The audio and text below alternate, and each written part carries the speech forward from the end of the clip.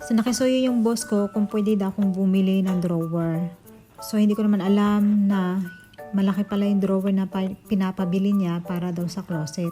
Tapos may natanggap akong tawag sa umaga kung pwede ko daw linisin ang Airbnb dahil may guest na darating. So kailangan kong dalhin itong drawer sa Airbnb at kailangan kong maging maingat sa pag-load at pag-unload. Nagdahan-dahan ako na hindi ko talaga to maggasgasan. Ewan ko nga ba, ngayon ko na-realize, ang liit-liit ko. Tapos habang binubuhat ko ito, pakiramdam ko ang lakas-lakas ko.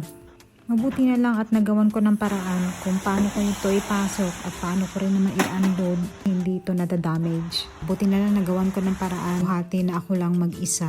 So kailangan kong ipasok itong drawer sa kwarto at ihahanda natin ang bahay na ito sa pagdating ng guest. Magba-vacuum, mopping, dusting, at paglalagay ng new sheets. At subukan natin na matapos ito bago pa ang check-in time.